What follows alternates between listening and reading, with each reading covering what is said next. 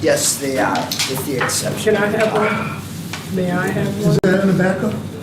May I That have one, I don't want to they take have yours. in the agenda, Are there any more down there? Okay, just wanted to know. The 5-year plan is in the backup for anyone who has their Is it in the tablet or backup? who has the Okay, agenda. so it's in here? Oh, okay, all right.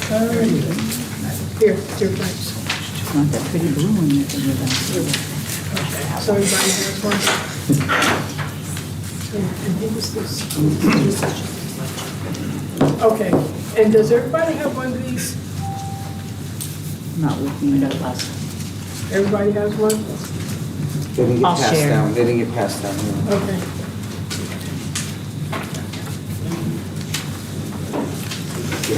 I got it before.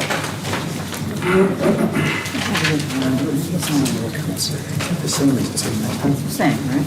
All right. Doesn't have my note on it.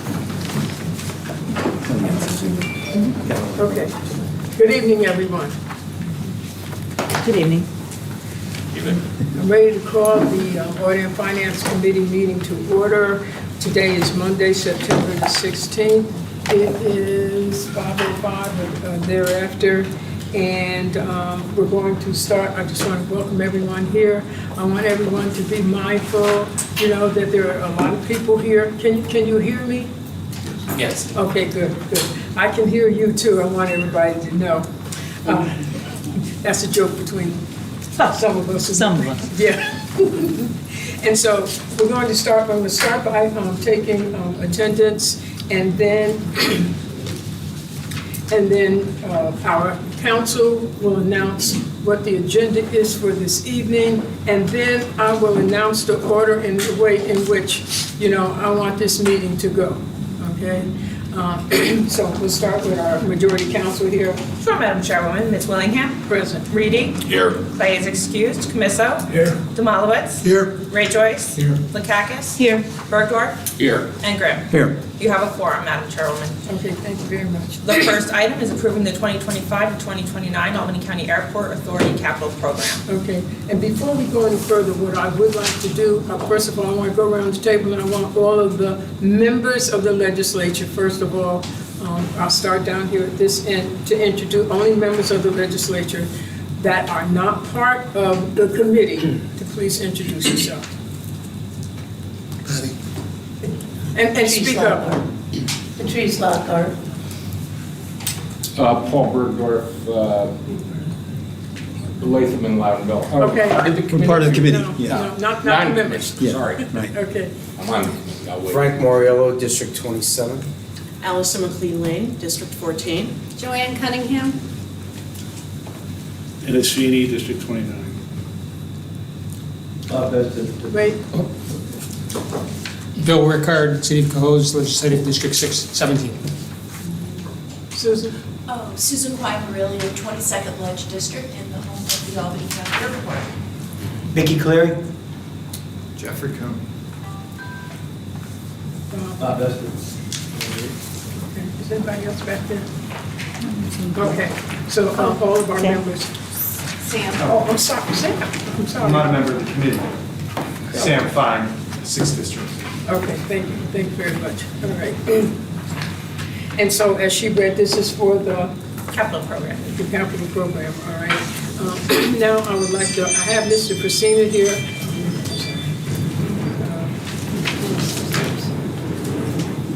Who is the chairperson of the board of the Albany Airport Authority. I would like to introduce yourself and also the other members that you have here this evening. We'll start with that. Sure. Sam Fresina, Chair of the Albany County Airport. I brought two of our members, Tom and JR. They've been two of the people who've worked most on this transition and what we've done. And we also have our new acting CEO with us and our new COO. Names. And of course, I'm sorry. Peter Names. Studo for me. And John O'Donnell. Okay. And then, of course, Mike Zonzius, our CFO, who I believe you met when he gave his report last month. Okay. And you didn't say his name. Tom Nardacci, J.R. Pichardo. And in the corner? Glenn Doherty, counsel to the board. Okay, all right, then, thank you very much. So the way this is, what I would like to handle this is, we're going to start with Mr. O'Donnell, okay? And you were going to present, you have to stand up, unless you want to. Well, I could project a little better, probably for the group if I stand up. That's entirely and up I to don't you. mind.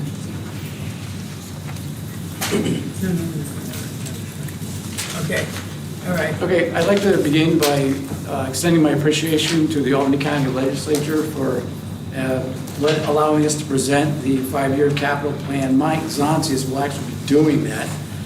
As Sam mentioned, I'm John O'Donnell. I'm the former CEO of Albany International Airport. I served as CEO for 16 years.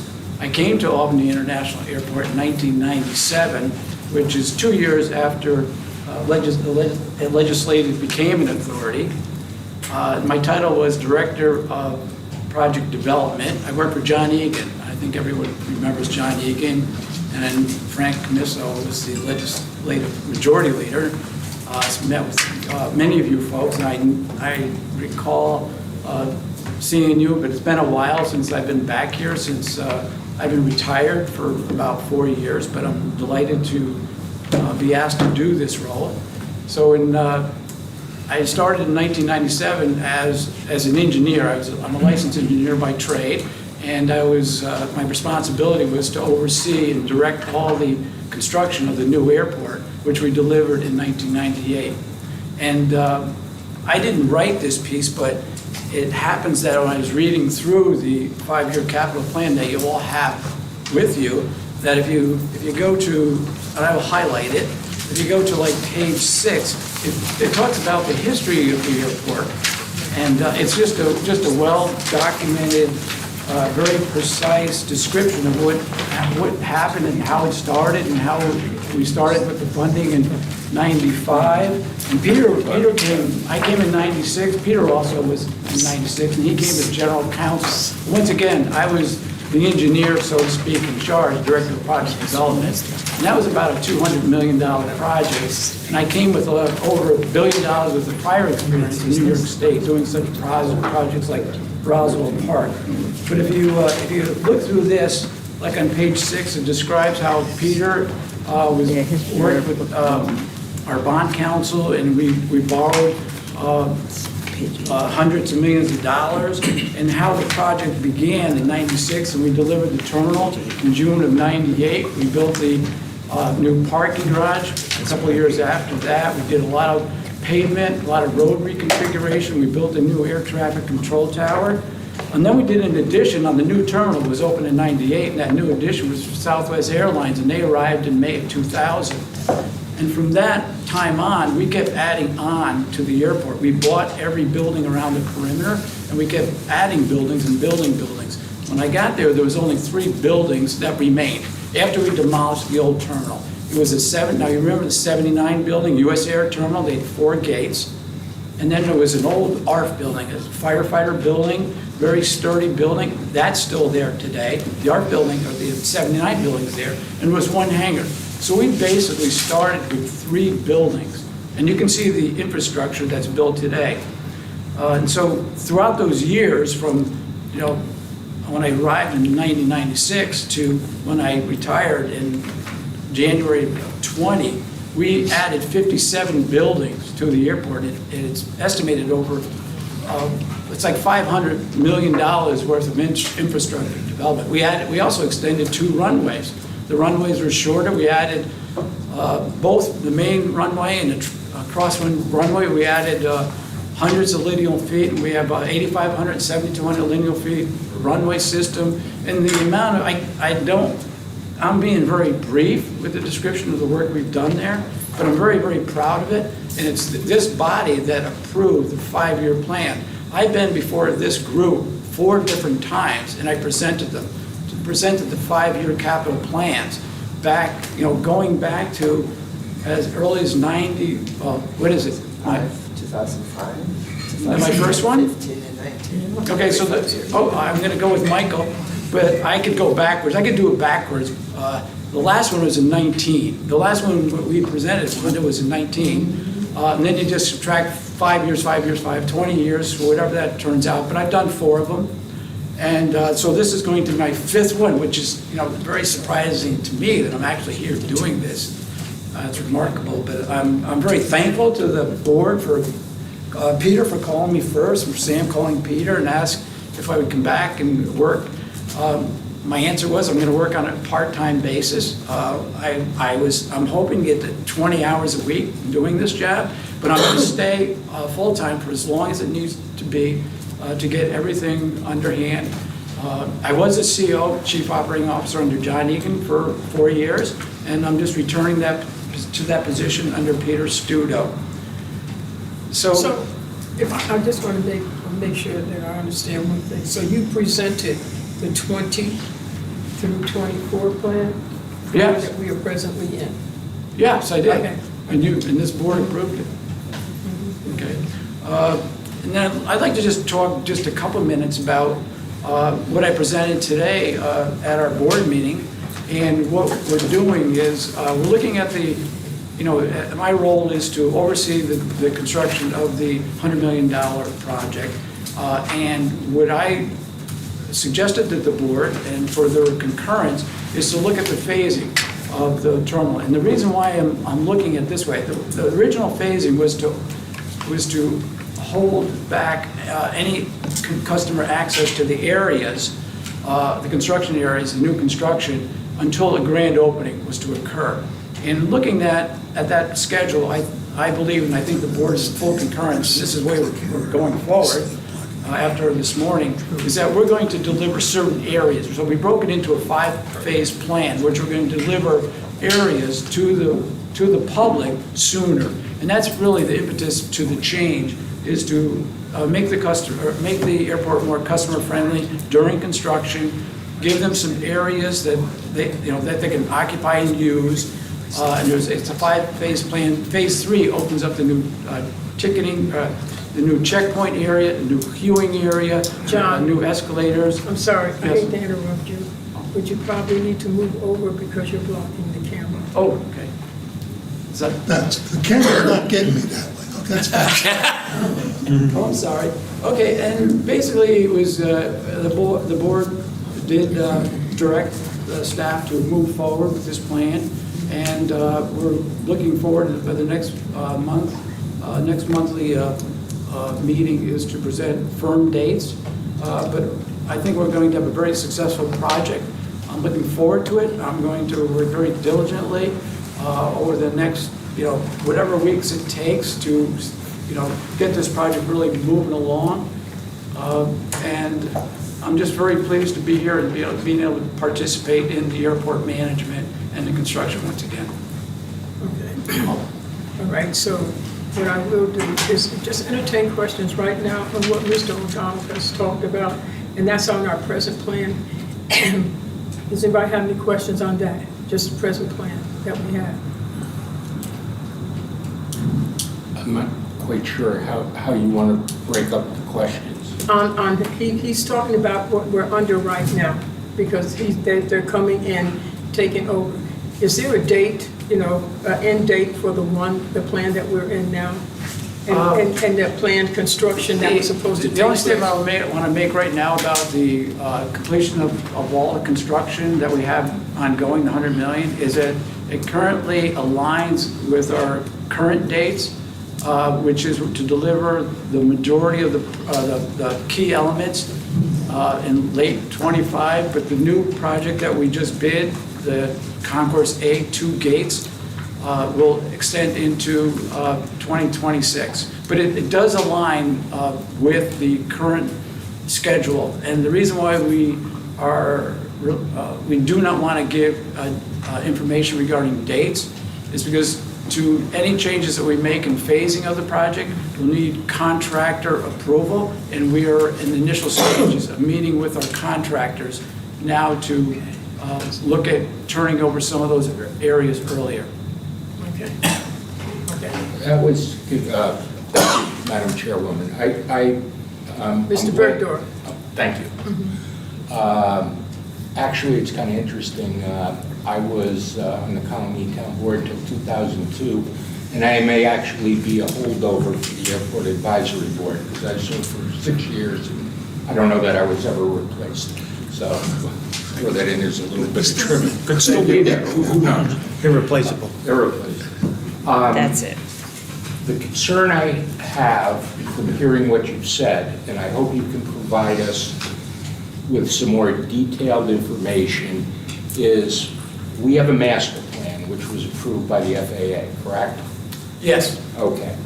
Now this master plan hasn't been updated for a long time. It just happened in the July in 23 and 24. And from that, all the capital construction projects come out of it. No? The master plan doesn't set the bones for the, how to implement the capital construction. No, I'm disagreeing that it hasn't been updated in a long time. That's Oh, what I haven't seen it. I had heard Yeah. that the master plan had not been updated and approved by the FAA. I would love to know the answer to that, because one of the things I'm hearing is it has not. You have the dates. The master You plan. want to talk about the master plan? I've got the master plan, I mean, the one that Phil, I can say that in 2019, I arranged before departing the airport, the funding, and we were advancing the master plan.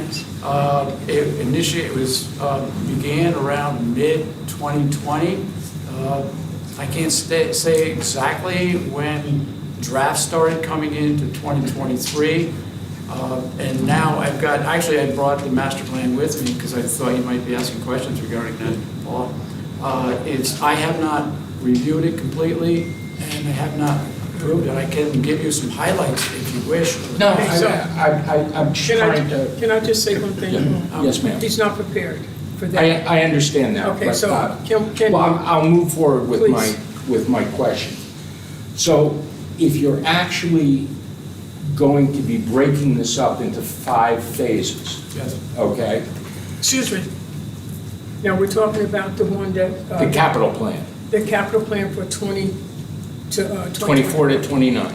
No, we're talking That about. would be, the that would be reg- called the reg- terminal excuse me. expansion program that we're working on, the 100 million. The capital plan is the 5-year plan, Right. which Mike Zontis is going to be Right. presenting. Yeah, we're not talking about that So one right now. which Paul. one's going to be broken up into 5 pieces? Just the terminal plan? Yes, yes. We're not talking about the 25 to 29 yet. He's just talking about the one that we are currently under and, you know, what they talked about today. Okay, they had a meeting today and why it's going to move off into possibly 2026 before the one that was supposed to end in 2024. That was for monies for 20 to 2024. I understand. That's all. Correct. Somebody else is, he's going to talk about 2025. Well, I didn't get to ask my question. Okay. When you change the terminal construction program into 5 units, Yes. is it all, here's the questions I have, and I realize that this is, And Paul, Yeah. realize that, you see all these Yeah, people? no, I understand. Oh, okay, you know I allow you to talk. Yes, ma'am. I just I want understand. everybody, listen, now I want everybody to hear this. See everybody sitting around this table and over there, okay, the ones that aren't, we want everybody to be able to speak, okay? And so I need you to get that question in, and so that, I'm you know, gonna we try. can move on.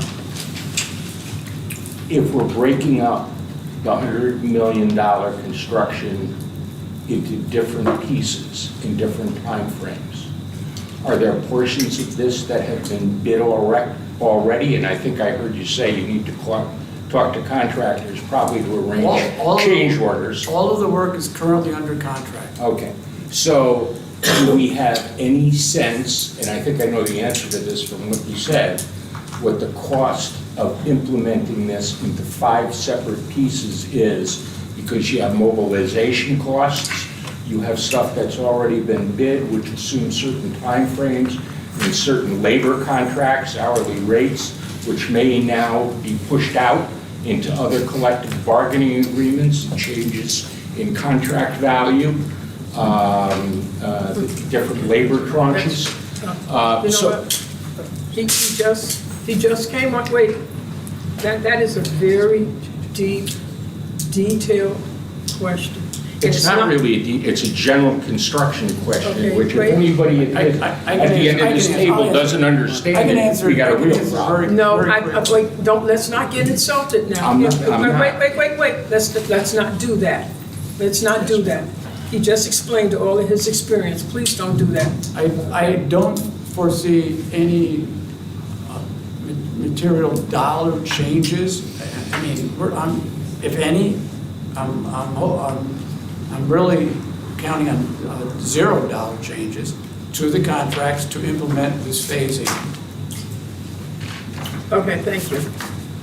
All right. So again, we're not on the new capital plan. We're on the present one right now.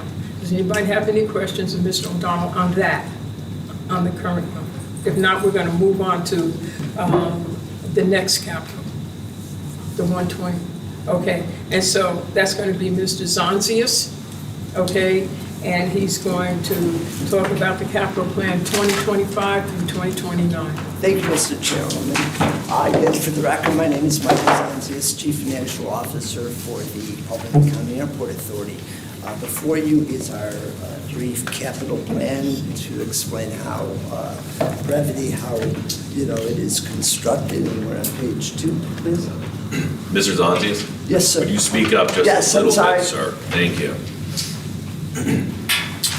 I gave a little bit of history on the capital plan, the expenditures since 2014. And if you look at that, we average, kicks and giggles about 20 million per year. There are certain years, 2019 and 2024, that have elevated numbers. That is because in 2019, of course, we had our south garage that was built, and in 2024, we have our $100 million terminal capital improvement program. In the box that's shown there, if you add up all those 4 years, 25 through 29, that will equate to approximately $283.3 million. Page 3.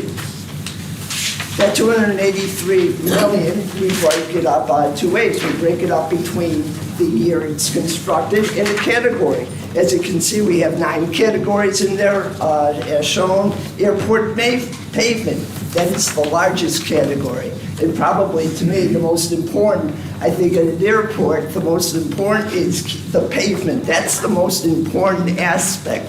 It's pavement, pavement, pavement. Keeping it clean and dry is our ultimate responsibility and our duty at the airport. Our second largest one is buildings, 61.9 million. Followed, we have terminal improvements, and we have debt service of 28 million. That $28 million will be reduced drastically in 2027 as a lot of the debt for the terminal and the parking lot rolls off. We have equipment finance. We have a lot of really large pieces of equipment. We have ARF, we have the snow plows. Some of those pieces of equipment cost $1 million. Most of them around $500,000 to clear the runways. That includes the blowers. We have $21 million there. Planning, it's just not about building a project. In order to build that, you have to properly plan for it. You have to do it in advance, So that is the 16 million in planning. Part of that will be the planning for a multimodal facility, which I will talk to in a few moments. Building improvements, our buildings age, and as they do, we have to replace them. A hangar door on some of our large hangars will cost probably in the neighborhood of $500 to $1 million. Finally, landside. Landside are projects that are outside the perimeter of the airport. If you go to the airport, you'll see we have a security fence around the whole thing. Well, part of that, the areas outside of that fence we need to do, and that would be the roadways. We still have we have buildings on the outside because we have an industrial park. And then we have airside projects also, $4.2 million. That would be probably the navigates at the airport, some of the lighting things at the airport that we need to do. So add all those categories up, $283 million. Largest component is airside. Page 3, or that was page 3, page 4. Then the second way that we look at the capital plan is by funding. What are the funding sources? We have the FAA, passenger facility charges. We have the cash that we receive from the airlines. We can hold out for debt. And we have the monies that we receive from the New York. As you can see, the largest component is received by the federal government. Speaking of the federal government, if we could go to page 5. That is the funding that we receive from the FAA AIP program. And you can see that back to 2014. 2024, we got that jump, and that jump was for the terminal project that we have going on right now. That entire project was $100 million. We received $60 million from the state, gratefully, and the remaining amount was $40 million. When you look at the funding we receive from the FAA, we roughly receive on average about $6 million every year. That $6 million is on a formulaic approach, and that's based on the number of enplanements that we receive at the airport. We also receive a small amount for the cargo operations that we have at the airport. Now, do we receive other funds from the FAA? Absolutely. Those are discretionary funds. And that is purely what the name is, discretionary. They're not promised to us, but they're monies that we have to seek from the FAA when we have a big project and we have to lobby our FAA representatives. And they have been very favorable to us recently. Page 6. The next sorts are passenger facility charges. Anyone who travels, look on your ticket and you'll see that you have a passenger facility charge of $4.50 every time you depart an airport, so long as you only have 2 legs on your journey. That is a large component of our funding. We have approximately 1.5 million passengers every year. This, and today we got the August numbers, highest numbers we've had for any month, since like 2007, if not longer. But the passenger facility charge, by 450 by the number of enplanements we have, 1.5, you're at $6 million. And that's a large source of our funding. Page 7, please. Page 7, the airlines, they pay a lot to the airport, and they also pay a lot of our capital expenditures.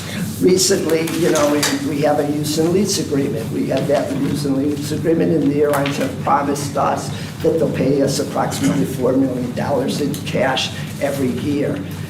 That we're trying to get changed. We're going to try to get that changed to $6 million, and that is because we have a use and lease agreement that is coming up at the end of 2025, and we're negotiating that contract right now. So we're hoping that will increase for this period, 2026 through 2029.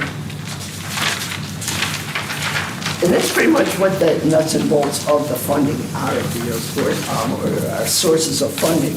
I do think it's important that we look at, what projects are we funding? And you do not want me to stand here and go through every project, in our capital plan. But what I will do is, to go with the 80-20 rule, and I'll show you where 80% of the money is being spent in our capital plan.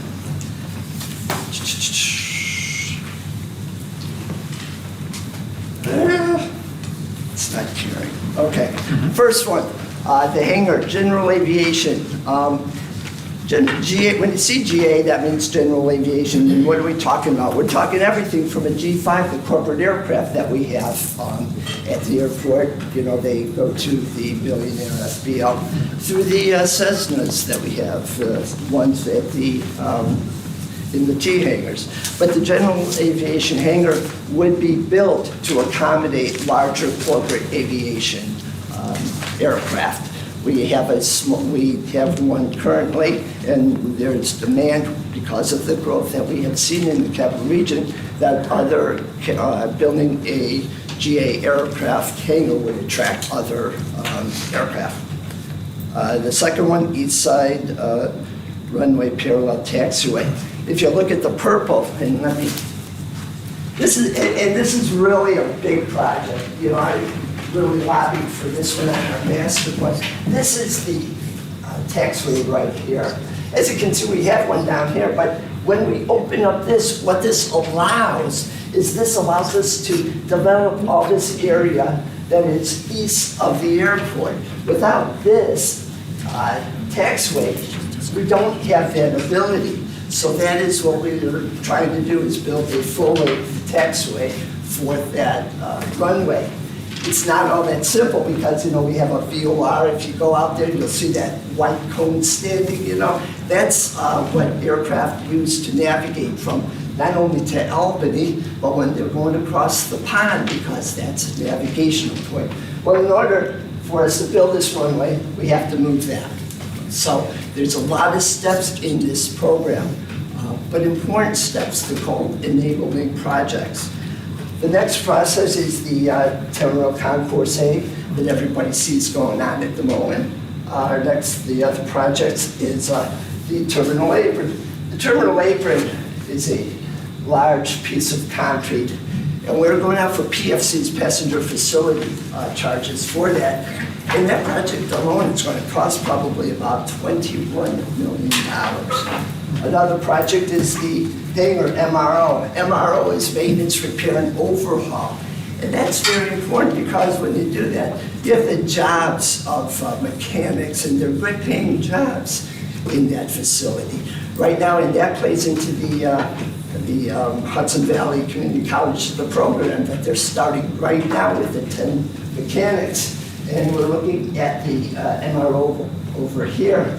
And when you're looking at this airport, what's great about it is you have different quadrants. And when you have the airport, you want to separate the different types of activity. Over in this quadrant right here, we have the terminal, we have the passengers. Over in this quadrant, we have the MRO facilities. Up here, we have this quadrant, and that's the cargo facility over here. And then hopefully in the future, we'll have this quadrant here with all the GA traffic. So a little bit about the airport planning. The next one project that we have is, this is our major runway, runway 119. We have to rehabilitate it. And that's a major thing because what happens with this, then the airlines have to use the east-west runway, which is not as long, but this is a project that we will be starting next year. Project Rehab MQ and Cargo Apron. This is the cargo apron up here, and then the two taxiways over here. And then we have to design the multimodal facility. This is kind of a neat project. We have the multimodal facility located down here, just adjacent to the north garage. And what the multimodal facility will allow is for, on the bottom, we'll have the buses going, then we'll have the cabs going, then we'll have the hail services, hail being the Ubers and Lyfts. And that will segregate that type of traffic, and we won't have to have everybody going through the terminal. Then on the next floor of that, or the next two floors, we'll have the rental car facility. Rental car facility, as you know, is on the first floor of the north garage, and that is rather chaotic. There's not enough room. And then on the next few floors of that multimodal facility, we can have parking. And you'll say, well, why do we need parking? Because once we, get this taxiway built, then we could put in these aprons with the hangars, and then we could move possibly the economy parking lot to this area. And again, this is all, it's not going to be done tomorrow or next year, but we have to plan for it, and that's why we're here today. Next, we have a terminal transformer, $6 million. If you're out at the airport, you notice that we have power bumps every once in a while with concessions, and we need to get that.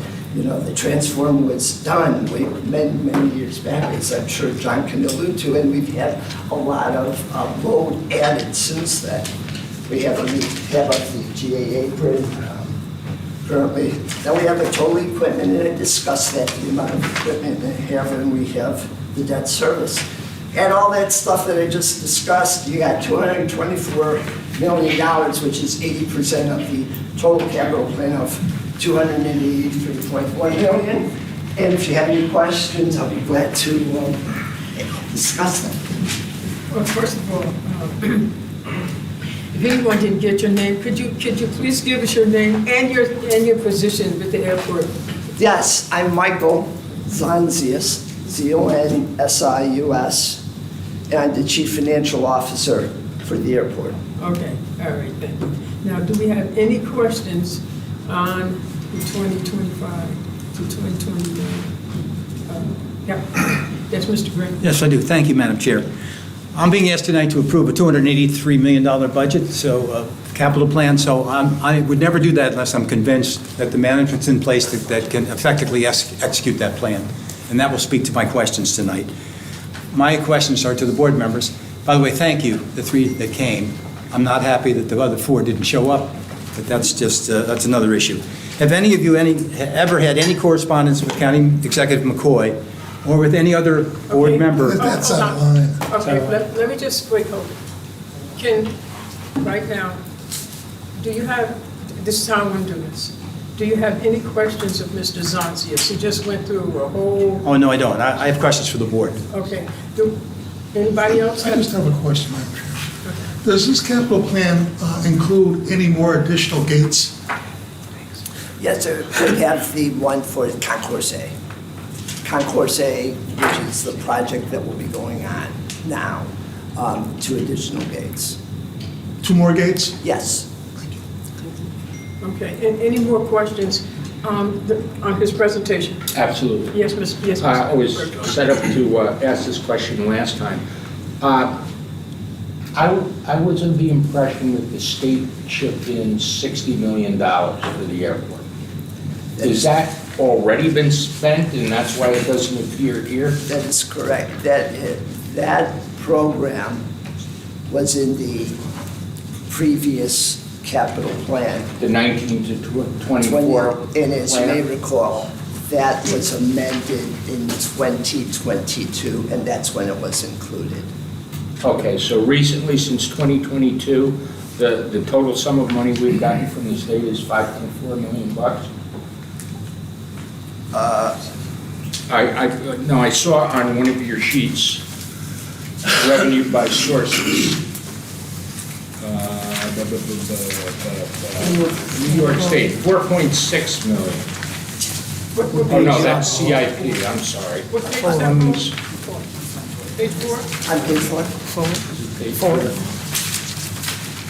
4? Yeah. New York State, 4.6 million. That's what we've gotten since 2022? Not at all, sir.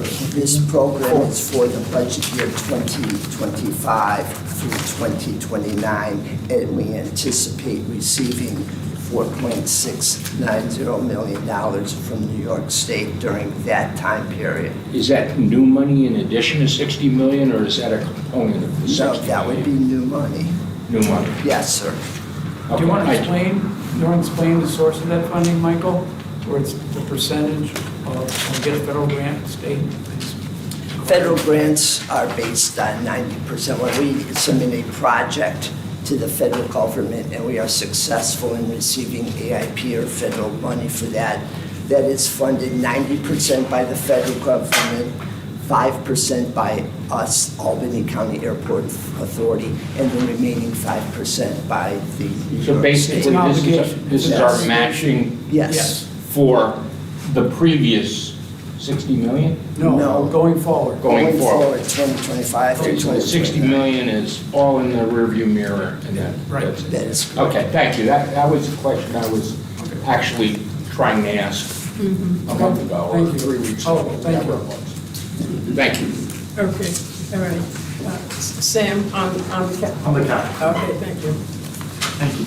I remember in the last presentation, Mass Transit, there was discussion about building of a transit center, or transit hub. I forget exactly what it was called. I'm not sure if you mentioned that tonight. It should have, it's a multimodal facility. Multimodal facility. So I'm Yeah. curious if you could expand on exactly what that would do a little bit more. And I'm also wondering if there's plans to provide better public transit to the airport. Right now, there's not a direct bus from downtown Albany to the airport. Sure.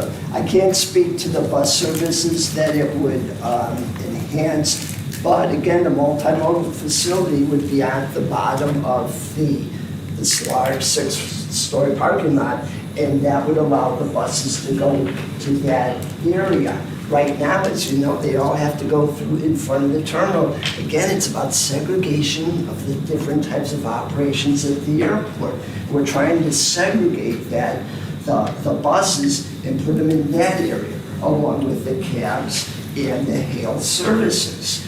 Now, it's all congested, everybody going through right now 2 lanes of traffic.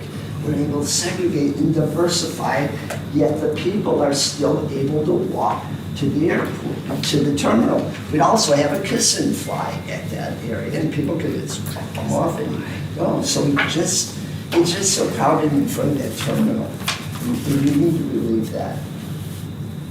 Okay, with discussions, how, for the bus, if there were to expand bus access, would you have those discussions with the CDTA about improving access, or a shuttle, or some better public transit option to? I think any and all discussions, because it's the beauty of this facility. It's like you're not only looking at the airport for funding by mixing up the different developments or the different operations, you can use different funding. You know, for the rental car facilities, like you're putting CFCs for the multimodal facility. It's you know, if you look at the grant assurance, when we sign a grant at the airport, you know, there are about 36 grant assurances we have to sign off on, saying we'll do this, this, and this. One of them is the multimodal, the different aspects of public service. And this would be one of those type projects that really fits into that type. But I can't say who and when we would talk to somebody. I mean, we're just putting in money for planning, and that will be a part of it, but it will be a great project. Okay. Thank you. All right, thank you. All right, any questions on Mr. Zonzius' presentation? Patty? Ms. Lockhart? Thank you. I know you skipped over something that was interesting to me, the terminal geothermal development. Yeah, I'm sorry about that. Can you speak to that? Yes, and I apologize for that. The geothermal would be a project, you know, we spend a lot of money, obviously, on the resources for gas and electric.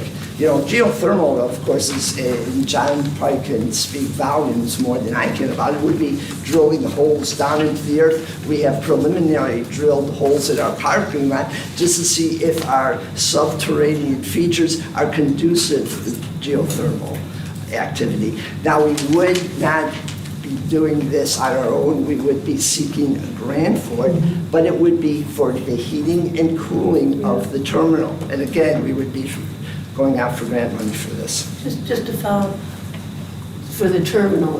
For the terminal, that's correct. First correct. you're doing kind of research to whether they can be done or not, right? That is very, very preliminary. What about the runways? Oh, gosh, no, that would be really, really expensive. That would be, that takes a lot of energy to heat a runway, and, you know, we haven't got to, science has not gotten to that, and I doubt it ever will. I'll never see it. Well, we don't have that. Okay. Yes, Mr. But a Reedy? great idea. Mr. Zonzius. Yes, sir. So we're, in this capital plan, we're refurbishing the main runway. You're not doing any, you're not elongating any of the We're not adding runways, right? pavement, we are not, no. Do we have the ability to do that, or is that something where we cannot do? Well, I or the think you airport can do cannot? anything with money, but I don't think that certainly is not in this plan, and we haven't considered. I mean, the length of runways that we have now are very effective for what the traffic we have and for the traffic that we anticipate. Again, you know, we just went through the master plan, and if that was needed or desired, that would have been included in the master plan. I mean, to refer to the master plan, yeah, the master plan states that there's no need to extend the runways. And that's based upon the aircraft that we foresee have serving Albany going forward. And it would have to be that we would be a community, we'd start utilizing the wide body jets, where you have, 350, 400 passengers per segment. And in the next 20 years, the experts are telling us, the aviation experts are saying that this community will not grow to that size where we need wide body. And that's one of the major hubs. I mean, it's Atlanta, Chicago, it's the airports that have international traffic to need to travel those great distances with that large aircraft. So it's not in the next 20 years, for sure. Okay, thank you. Thank you very much. Okay. Yes, our chair. Then thank you. This is very informative. So as a consumer, I'm thinking about the consumer. And I travel a lot for my day job, like once a week, so I'm there all the time. And it is extraordinarily awful to be traveling through the airport at this point in time. So with all of that and this giant 5-year capital plan, thinking as a consumer who goes to the airport and is muddling through, and listen, we all deal with uncomfortable construction, so, we love to look at the nice drawings and know what it's gonna look like in a few years. Is this as bad as it's gonna get, or is some of that worse that's coming? What can the Albany County resident who's traveling by air, what can they expect? Okay, before you answer, okay, you need to give your name and your title. Yes. Position. I'm Peter Studo. I'm the new acting chief executive officer of the Albany County Airport Authority.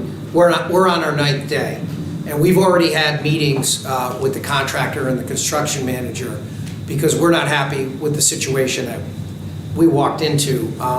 We did. John O'Donnell led a group, and I was there as well with the contractors, with the engineers, with the construction manager. Walking the various routes that people have to walk from the garages and the parking into the terminal and the exits. And we have mandated that they widen the lane as you come through. On the ticketing side, there's actually a path that goes from the ticketing side to the garage that people don't really know about because it's not signed well. We're going to change all the signage, make them bigger, make them consistent. One set of arrows is going to point you to ticketing. The other one's going to point you to baggage claim. We've walked around and have seen a lot of confused people, elderly people that park on one side of the garage and it directs them all the way through the garage to the wrong side just so they can get back to closer to where they started. So we are very sensitive to that. It's a top priority. We've told Clough Harbor to redesign the whole situation by Wednesday. We're going to go over that, including the signage and all the wayfinding aspects of that. Make it prettier, if you will. Widen the lane, remove the construction storage where we can, and it's a top priority. And you're going to see an improvement in there in a matter of days, or maybe give us a week to see. It's already started to change today, but you'll see noticeable changes in the short future, in the immediate future. I will let you know. Yes, we invite you to do that. Okay, all right. Thank you, Mrs. Studo. Okay, any more questions about the 2025 to 20? Yes. I'd like to go back to something you just touched on, Peter. You have this bid now. Is it one prime contract, or is it under WIX, or what is it? Yeah, it's under WIX. There's two components. One's the terminal, one's Okay. Concourse A. So you got four prime, minimum of 4 primes of each under WIX. Because the project, we have a project labor agreement, so it's one contract. So it's one MLB, contract, you have the exception for the Yeah, project labor right. agreement. Okay, so, I mean, I listened to what you said about breaking this into different components and how there could be no cost, or how you were aspirationally. We don't expect any cost Okay. increase for the phase. Well, let me tell you, in the real world, Yeah. when you start telling Clough Harbor to redesign something, Yeah, and they redesign it, and then you tell your contractor you've got to change your contracts because they got to build something different or something extra, you're already talking about increases to the project.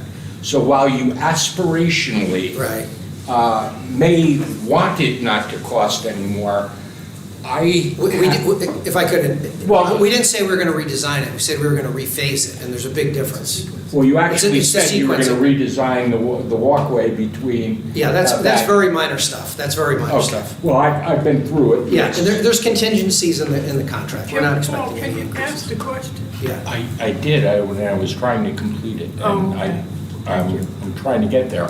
My point is, Yeah. I believe aspirationally, you want there to be no cost increases, but as you break these things up into different contracts, you have a prime contractor that I think you probably have payment bonds and all sorts of things.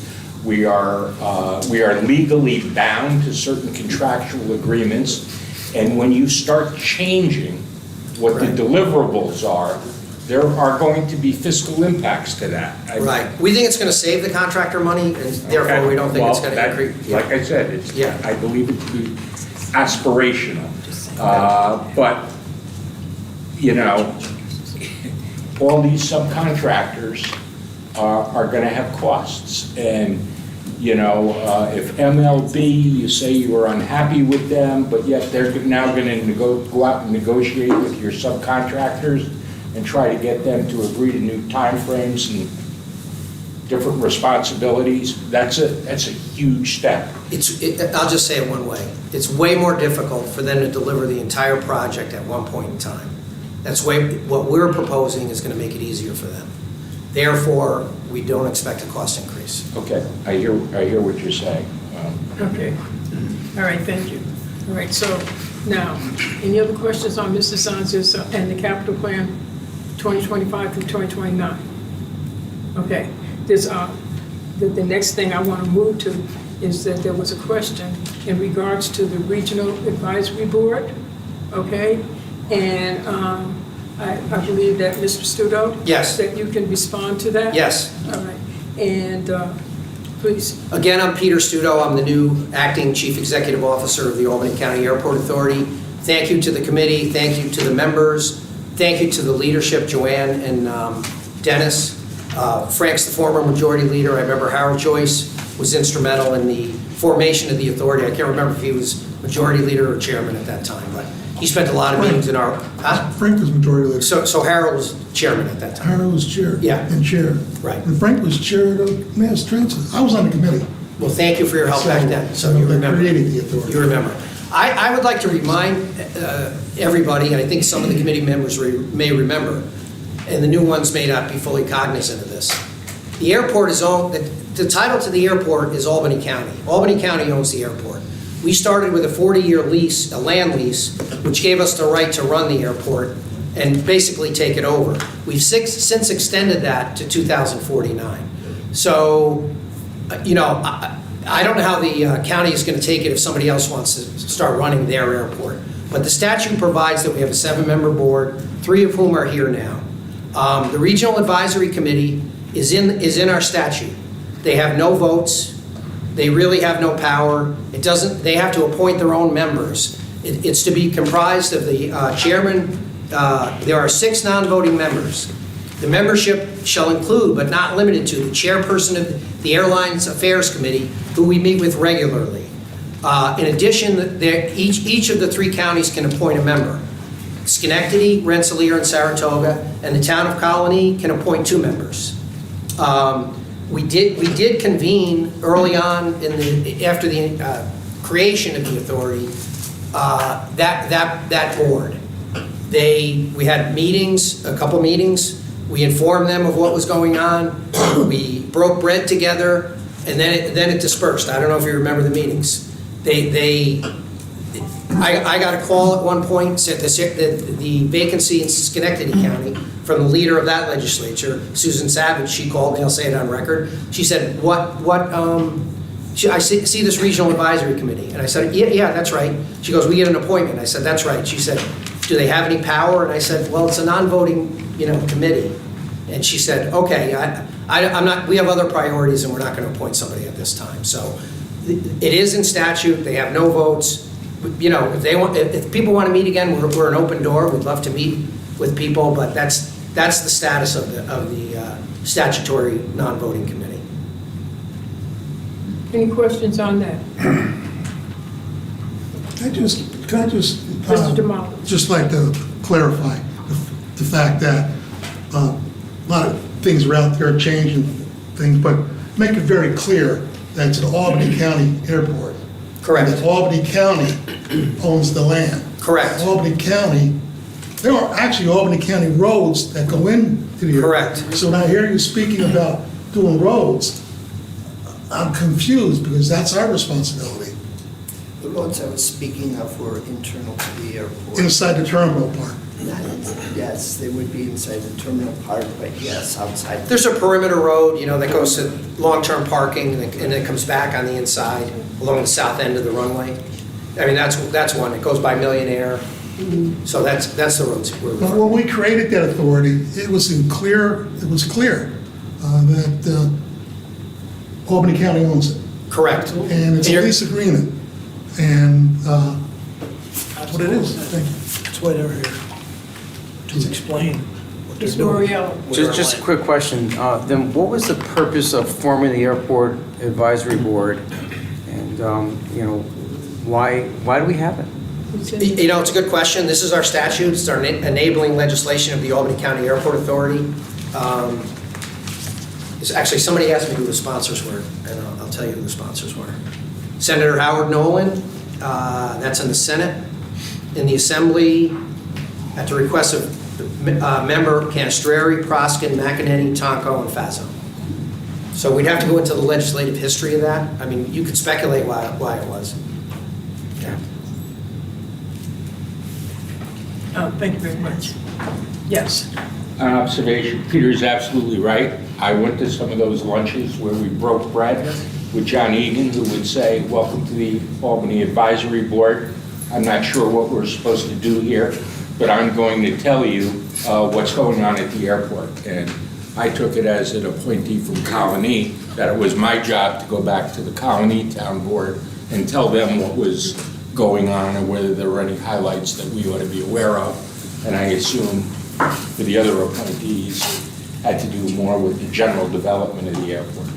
So.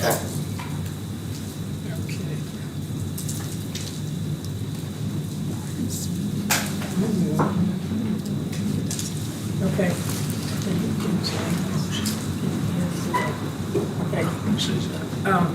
Right, I see his hand up. Point of clarification? Just, yeah, clarification, just, my name is Arnis Zilligman, I'm counsel for the minority. The Public Authorities Law indicates the authority shall have a regional advisory board, so it's mandatory. So it's really not up to this committee or the airport to determine if it will have. The New York State Public Authority requires that it be put together, so I don't think that that's an issue from what I just heard.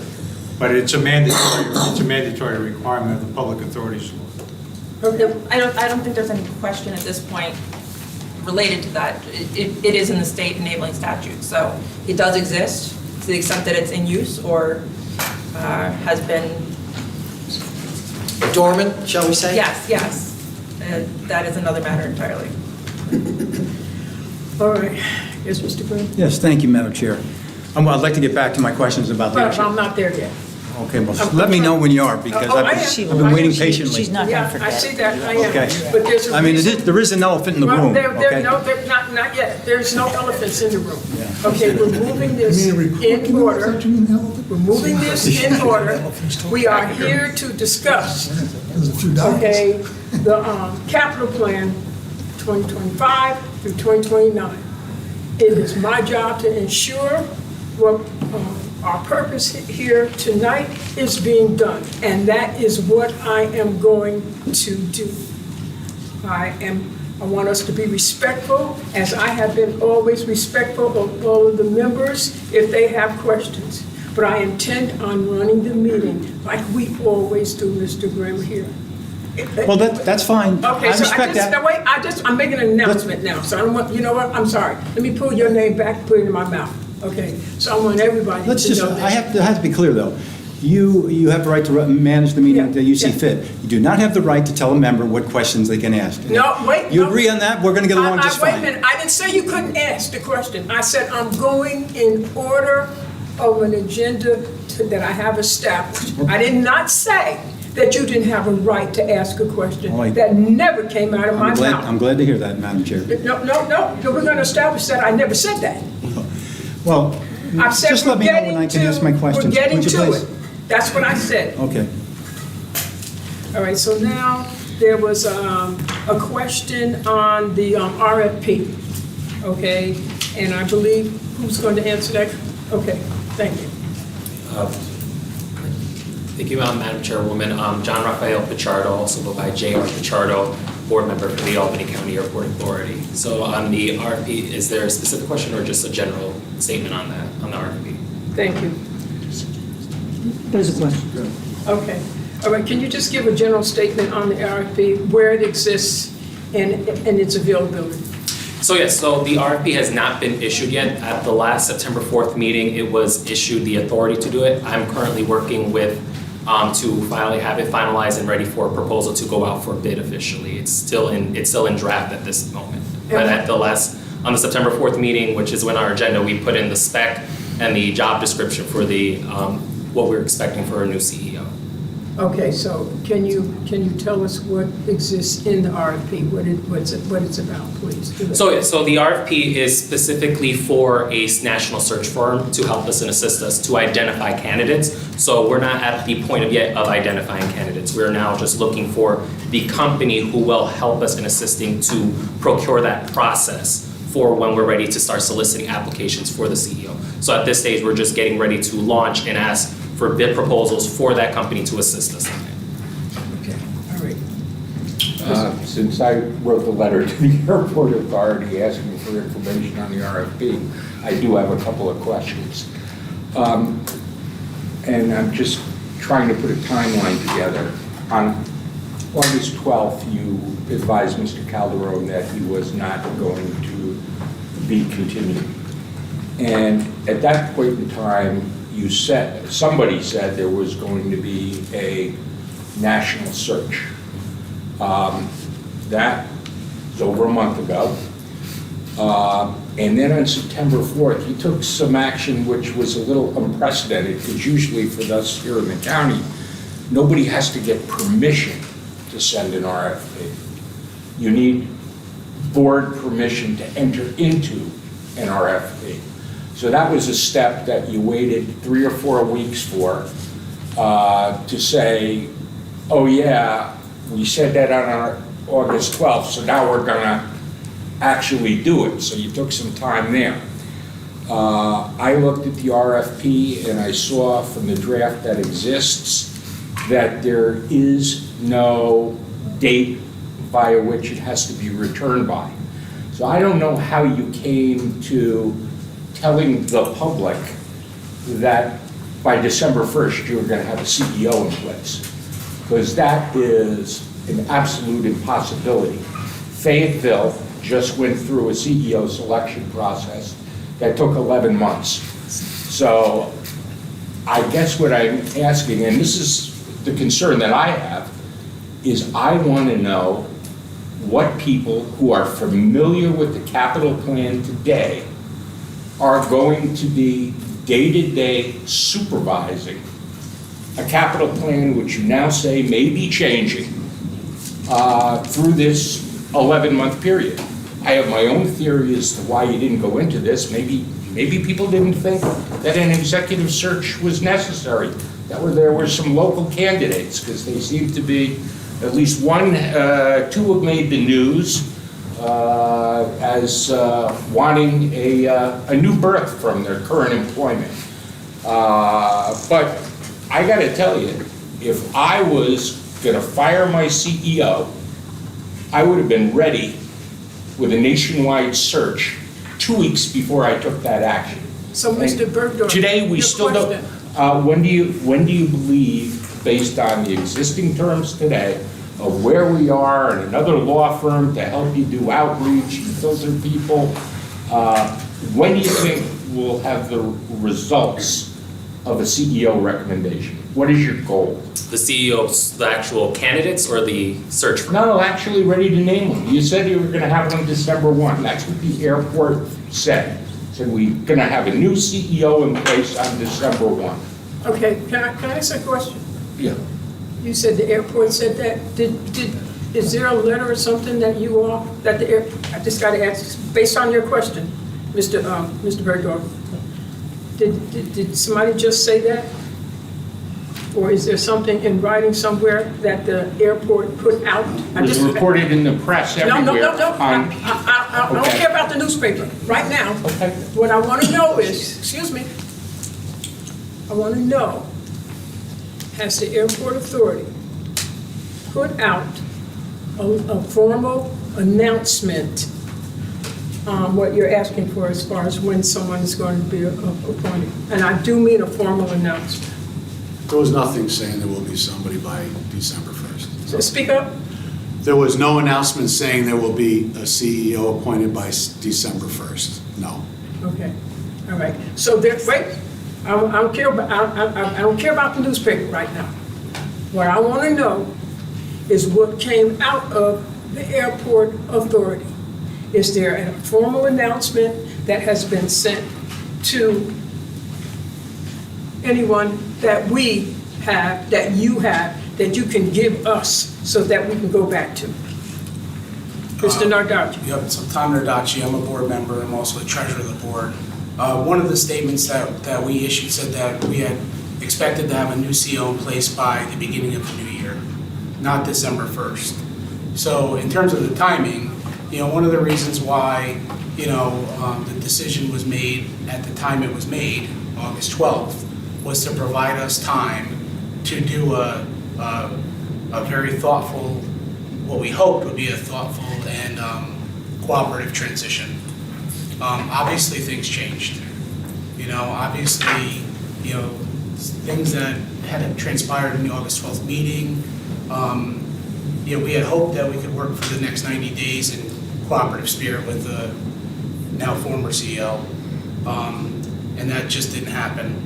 The contents of our meeting were released publicly, and it created some, new dynamics that required the board to act. So we have a new CEO in place. We have a new COO in place right now that we feel very confident in their abilities and their abilities to work on this project. The search process will continue, so we're not pausing the search and we're not ending it. We're going to still do a national search. We're going to take our time. We can. We have the leadership in place. They're committed to working collectively on this airport. They have all the experience in the world, 50 years worth of experience at this airport. But we're going to take our time and do a thoughtful national search and get the highest quality and the highest caliber candidates possible here. That's the goal. And as things evolve and as our timelines are clear, once we issue the RFP, timelines will be set out. We'll make those public. We'll be transparent about those. We published the draft documents, publicly. Not just the RFP, but also a draft job description, an updated job description that we had worked on, so that those were available publicly. Thank you, I appreciate it. Yeah, thank you. Okay, all right, good. Any other questions on the RFP? Oh, I'm sorry. This is just a yes or no question, so it's easy. Would you say that the past, 2 months worth of media reporting had other facts that were not accurate communicated to the public? Yes. Yes. Yeah, and the one I'll just say, and I don't know if we got to get into all of the things that are not factual here, but the one thing that's not factual that's continually reported is that, we did not fire Phil Calderon, okay? We have relieved him of his duties. He's still under contract. We're still paying his health insurance. We're still paying him until his contract expires. That was always our intent. Our intent was to have what we hoped was a cooperative exit, And so that continue, I don't know why or how that gets reported. Okay, so, But all right, so with that said, okay, could you just explain, you said he is still under contract? Yes. Until, the end of his term, which is December 1st. He is still on payroll, still receiving his benefits as if he was still an active employee. He's just been relieved of his duties. now, based upon what they have just said, questions? Well, I still have the, Wait, only reason why I'm stopping you? yep. Oh, okay, this is my time. I yield. I didn't want to, I didn't interrupt. You gotta be a little quicker there, No, Mark. I didn't want to interrupt. And wait. We all knew it. Again, I do things in decency and in order, okay? And so, did you have your hand up? I do have one. Okay, but right now, again, I'm hoping that I've moved toward Mr. Grimm's question possibly with this. Thank you, Madam Chair, I appreciate it very much. Okay, and just remember that we have another member here, and these that also have questions. Oh, yeah, but- I'm telling you the same thing I told Mr. Bergeron. And I All listen, right, I'll listen proceed. carefully to all our fine members. And another thing, I want everybody to remember, we've asked these people to come. I intend that they will be respected with the same respect that we always give people who come in front of us. Thank you Sure. very much. Yeah, no, I want to get, the last 2 months have not been good for the airport. It's a credibility issue with the airport management, and that's what concerns me, because we're talking about a $283 million plan that this airport management would have to execute. So I'm doing a fact-finding search, and my question is simple. Have any of you had any correspondence with County Executive McCoy or with each other board members about him pursuing the CEO job? Straightforward question. Okay, so now, we're going to ask this. Each of the members, yeah. Well, I don't know about each of the members, right here, go ahead. Straight question, straight answer, no. I have Not with Mr. McCoy or with any other member No, on the board? no. No. Okay.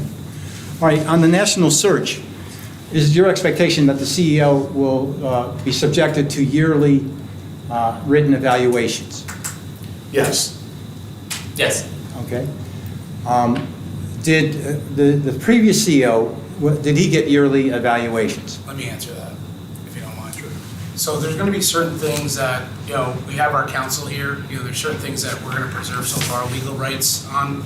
The one thing that I'll tell you is that our decision to not renew Mr. Calderon's contract is part of one of the clauses of the employment agreement that allows us to give him 90 days notice with no reasoning. But isn't it in his contract that he should be subjected to yearly evaluations? My question is, Tom, you guys said this was a long-standing problem with Mr. Calderon, but according to my understanding, there were no written evaluations saying there was problems. How can you explain that? So, again, I'll just reiterate, we believe that we acted within our legal authority by giving the notice that was in, I think, clause 7, paragraph 7 of the contract that allows us to give 90 days notice.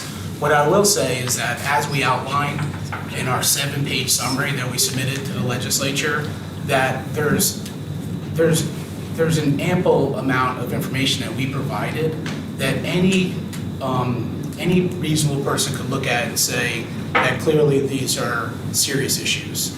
And any one of them, in itself is serious.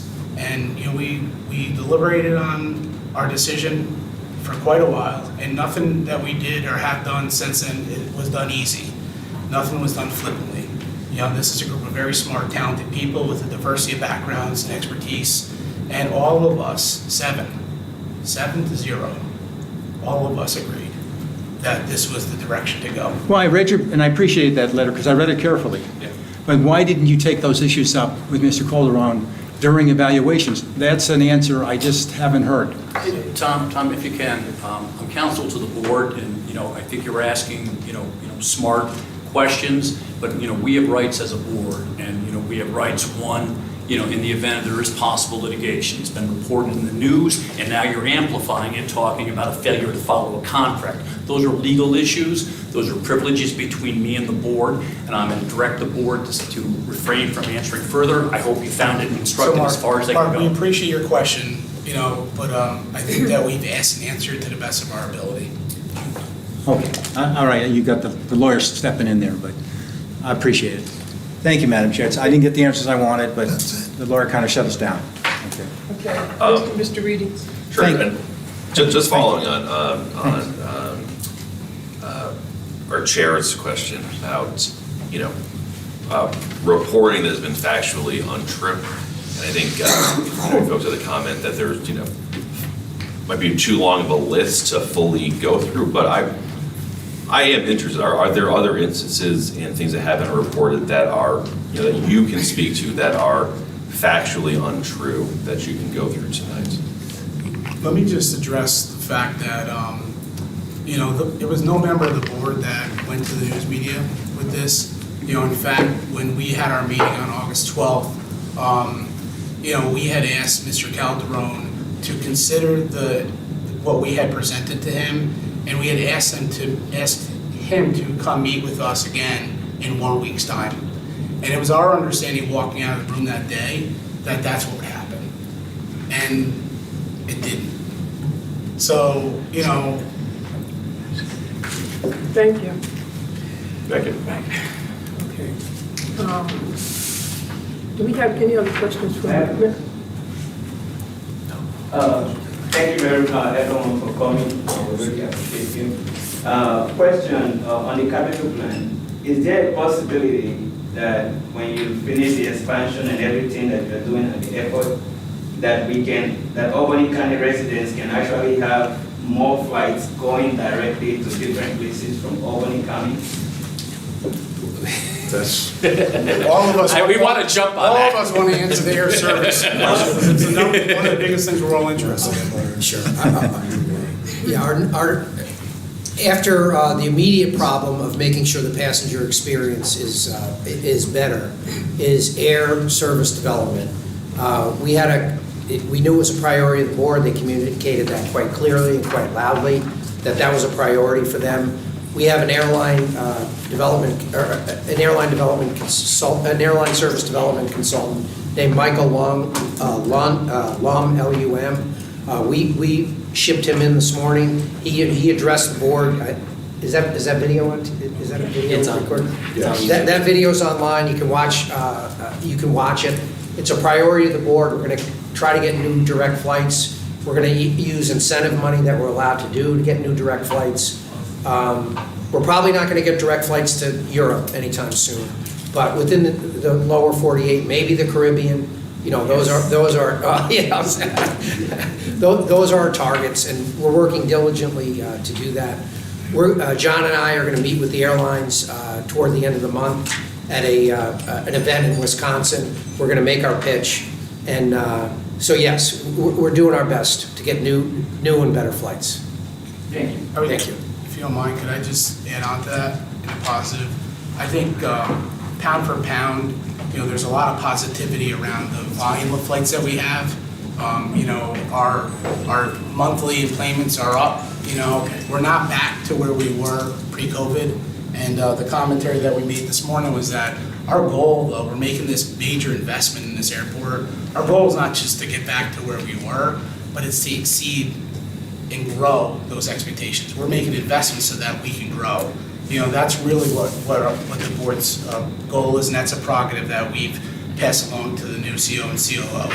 I'm not going to give up on direct flights to Europe. I'm just going to be on the record about that, Pete. It's something that I talked specifically about with this airline consultant. I think that if we're creative, right, and if we work cooperatively with other airports across the state, there might be some solutions that are a little different. And maybe we could do 2 days from Albany, 2 days from Syracuse, 2 days from Buffalo, for example. I think that there's some really low-hanging fruit in terms of the locations we can fly to. And what we really push for at the board level is we want a diversity of flights. We want a diversity of locations where people can get to directly. And we have a healthy number raw number of flights. What we need is more diversity. We need different destinations, including to the West Coast. That's another priority that we've set. We would like to try to find a direct flight from here to California. We do have Las Vegas, yeah.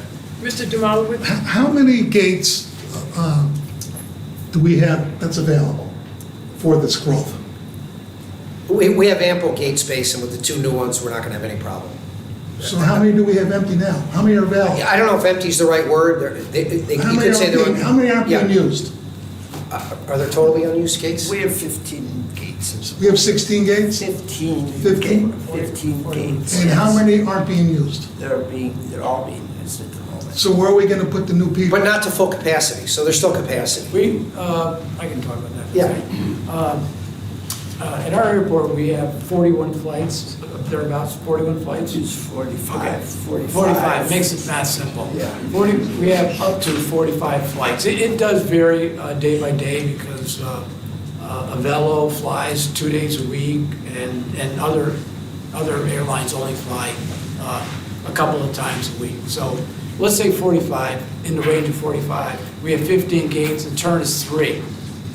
3 is in the airport world, means that they can turn a gate, meaning, board and unboard a gate every 4 hours comfortably, so you get 12 hours in a day. They can turn those gates every hour if they need be. So one gate could be used by more than one airline. No, true. That's absolutely true. We don't do it. That's not our model. But if you're looking for, what is the utilization of our current gates? So we can double our flights to 90 without adding any more gates. But once again, you have to work with the airlines. An airline will dictate how many turns they want to do. Like Southwest does more turns than American and United. They'll only do 3 turns. Southwest will do 5 turns a gate. So it's really contingent on the airline's agreement with the airport. But we have, with the 2 gates, the 2 additional gates we're adding, we'll have quite ample room to add in new service. We'll be positioned for the next 20 years, no doubt. My experience from being on the mass transit before there was authority is that the airlines dictate how things run out there. Well, that's why we created the authority in the first place. So the fact is that, when they're competitors, they're competing with each other. So that's why when you're saying you want to add more flights, more airlines, and you're not going to have any more space to do it, it just baffles me how you can get it done. We have terms in our agreement that if we get a new airline and the current airline at that gate is not using it to a capacity, then we can kick them off, not kick them off, but have them move to another gate. We have that ability in our this agreement, and we're going to have that in their new agreement. We cannot tell an airline not to come to the airport. That would be a violation, of the FAA. We have to keep it open to that. Well, when Southwest first came, it was pretty much close to that. Yeah. It would be a great problem for me if we didn't have enough gates and I had to build more. We've got plenty of gates, flexibility in contract agreements. I just want to. Thank you, Thank you. I just want to say that I've learned more about this airport I don't know. Over the past, since February, I have flown so many times. I was scared to death to get on a plane. But life circumstances made me realize that where I was trying to get to on the other side of the country, took away all my fear. And I can't tell you how many times I've been up and down from here to LaGuardia, to Atlanta, to Houston, to San Diego, and back, so Detroit, da-da-da-da-da-da. So I'm just about an expert on what's going on at that airport as a passenger and as a user, My father worked for Callahan Industries, and when they put that tar down, my father put that tar down there. That's something we've always been, my family, very proud of. He's one of the first black foremen to work in a construction company in this area, Him along with some other men. And so I've learned even more about that airport than, than most. And so I want to, just give me a moment, please, Pat. I want to thank you all for coming out, okay? I know I have 2 more members that want to say something. I want you to go ahead, but let's just, I'm ready to call for a motion. Thank you. Thank you, Madam Chair. Just wanted to ask you to reflect a little bit. What I've read, I'm not going over the problems that you had with the former CEO, but there were some things, and what I saw a lot was complaint of communication between the board and the CEO. And without going into detail about that, can you assure us and the rest of the legislature and tell us what's going to be different, that's not going to be repeated? Because that airport is very important to me, to everybody at this table, and to you too, it's apparent that I can see that. And what are you doing to correct whatever was wrong, or in terms of the communication? That was a big thing, right? It was in the paper. And we brought back 2 very experienced, trusted leaders, people that I worked with before when I was first appointed to the board. Communication was always great between John as CEO, Peter as chief counsel, and they are people that we know.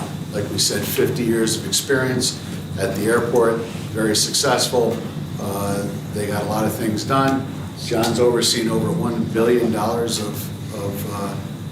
of projects.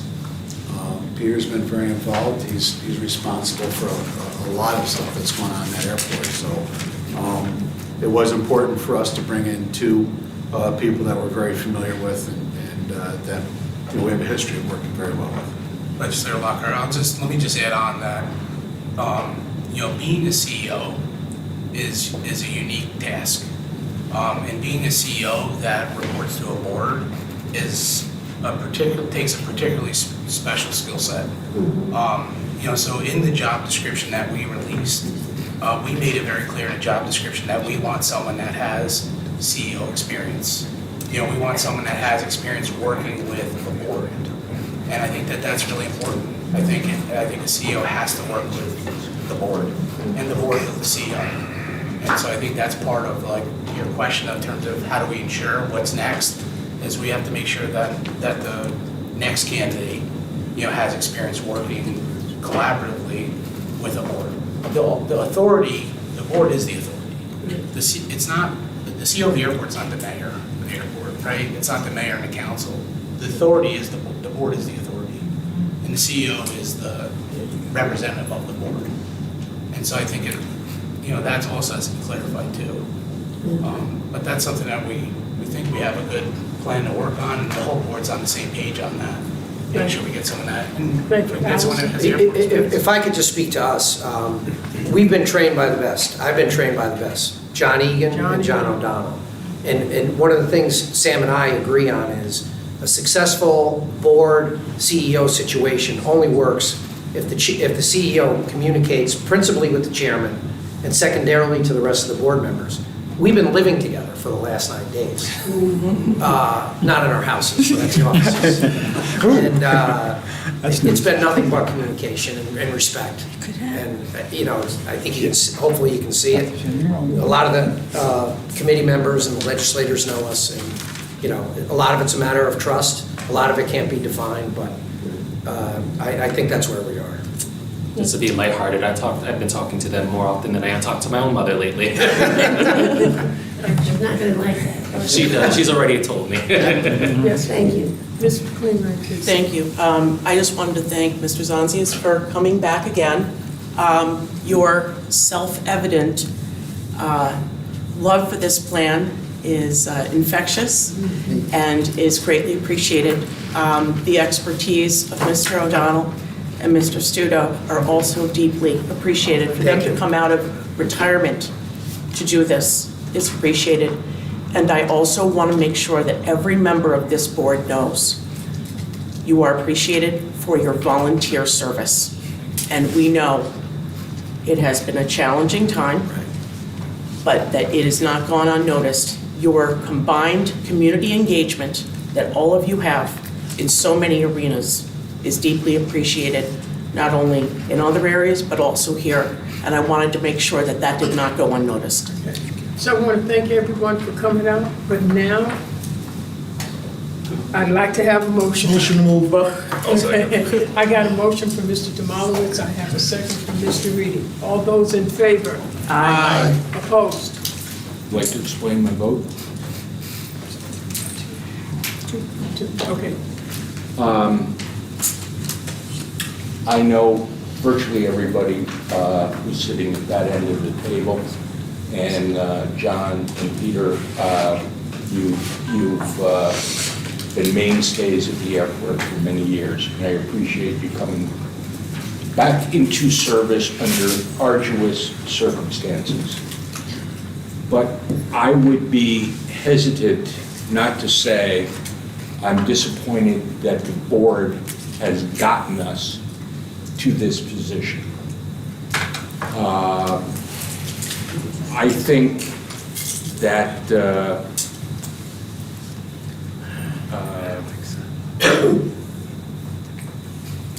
I think we're going to be without a permanent CEO for the better part of a year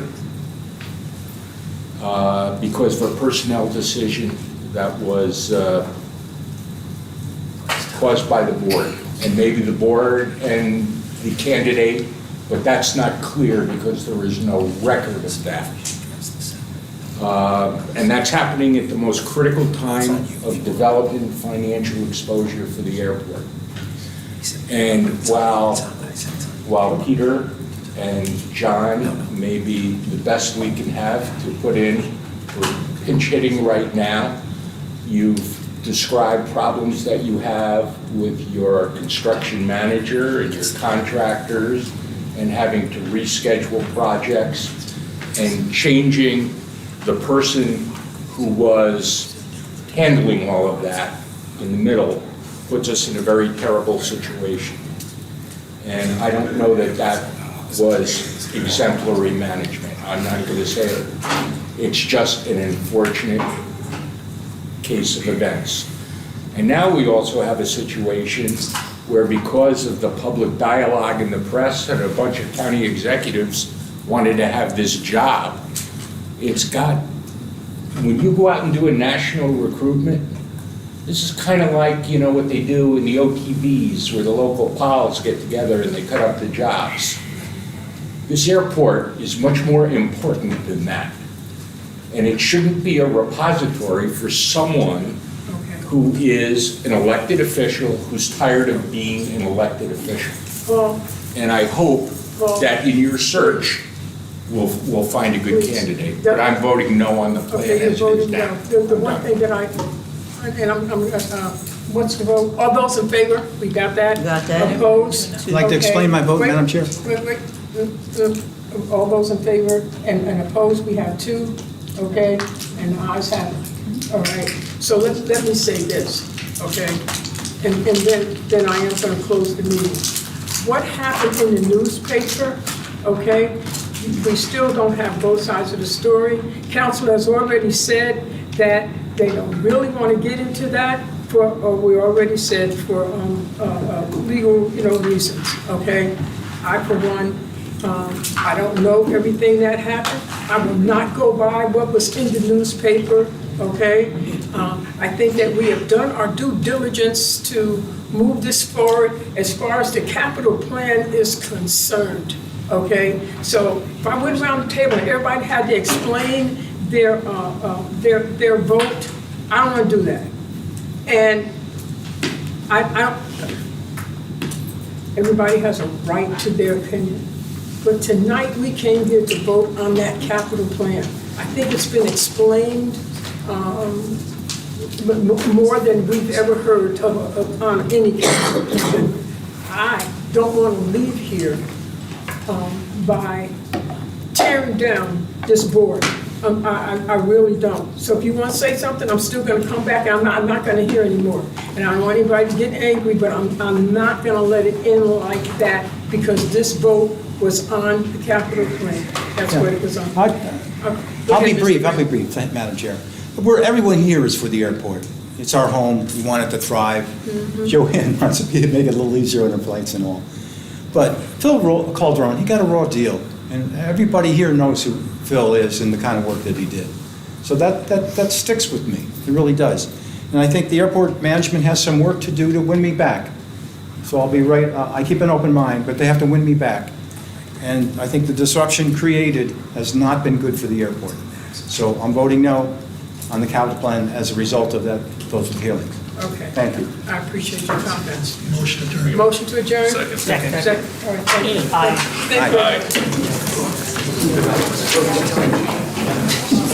Aye.